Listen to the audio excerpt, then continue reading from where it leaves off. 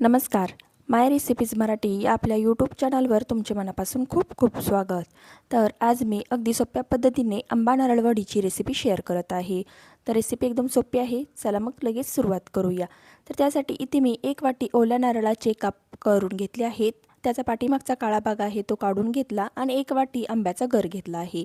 तर आता लगेचच इथे एक मिक्सरचे भांडे घ्यायचे. त्यामध्ये अगोदर हा ओल्या नारळाचे काप आहेत ते घालायचे आणि मिक्सरमध्ये फिरवून घ्यायचे आहेत. तर अशा प्रकारे अगदी बारीक असे हे वाटून झालेले आहे. आता यामध्येच आपल्याला 1 वाटी आंब्याचा गर घालायचा आहे. यामध्येच अर्धी वाटी दुधावरील मलई आणि 1 वाटी साखर घालायची आहे. आता हे सर्व साहित्य आहे ते मिक्सरमध्ये अगदी बारीक होईपर्यंत वाटून घ्यायचे आहे.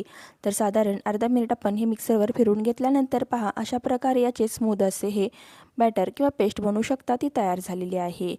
अशा पद्धतीने मिक्सरवर हे सर्व साहित्य एकत्रच वाटून घेतल्यामुळे अगदी झटपट अशी ही आंब्याची बर्फी तयार होते. आता गॅसवर एक कढई ठेवली. कढई गरम झाल्यानंतर त्यामध्ये 2 चमचे साजूक तूप घातले.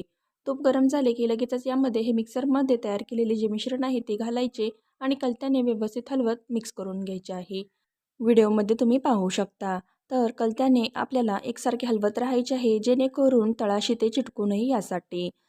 आपण यामध्ये साखर देखील अगोदरच घातलेली आहे, त्यामुळे आता हे मिश्रण आपल्याला व्यवस्थित ढवळत राहायचे आहे. कारण साखर तळाशी पाक होऊन चिटकू शकते, त्यामुळे कलत्याने ते मी व्यवस्थित एकसारखे हलवत आहे. साधारण 15 ते 16 मिनिटे आपल्याला हे मिश्रण चांगले शिजवून घ्यायचे आहे आणि अधूनमधून कलत्याने व्यवस्थित हलवत राहायचे आहे. तर साधारण आता 7 ते 8 मिनिटे झालेली आहेत आणि पहा हे मिश्रण पूर्वीपेक्षा थोडेसे घट्टसर झालेले तुम्हाला दिसतच असेल.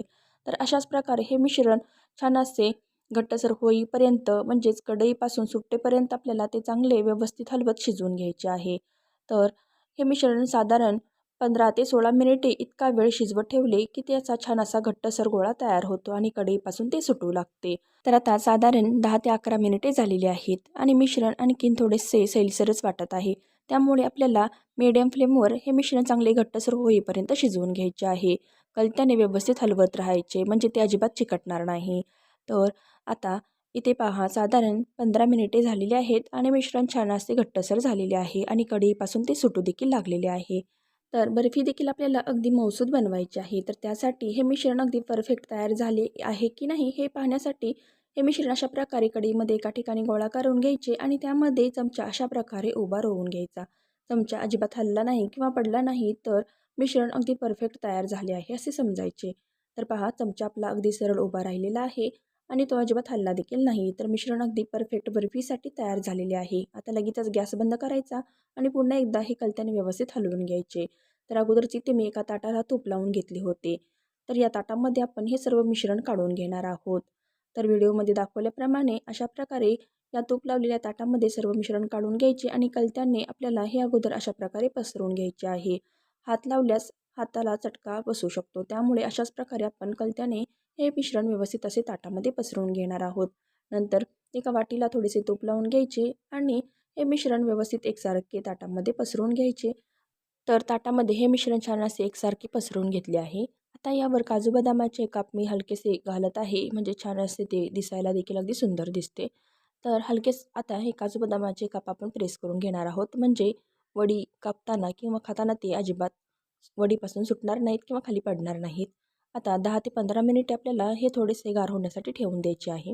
10 ते 15 मिनिटानंतर हे मिश्रण आहे ते थोडेसे गार होते. आता याच्या आपल्याला गरम आहे तोपर्यंतच वड्या पाडून घ्यायच्या आहेत, नाहीतर पुन्हा थंड झाल्यानंतर याच्या वड्या अजिबात व्यवस्थित अशा निघत नाहीत. त्यामुळे गरम असतानाच याच्या अशा प्रकारे वड्या करून ठेवायच्या आणि आता हे मिश्रण ताटामध्ये आहे ते पूर्णपणे थंड होईपर्यंत तसेच ठेवून द्यायचे आहे. साधारण 2 तासानंतर हे मिश्रण पूर्णपणे थंड झाल्यानंतर त्याच्या वड्या आपण या ताटातून सोडून घेऊ शकतो. तर अशा प्रकारे अगदी झटपट तयार होणारी आंबा नारळाची बर्फी तयार झाली आहे.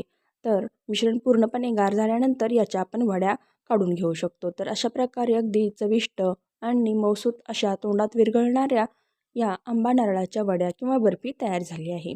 रेसिपी आवडली असेल तर लाईक आणि शेअर करा. चॅनलवर नवीन असाल तर सबस्क्राईब करायला विसरू नका. धन्यवाद.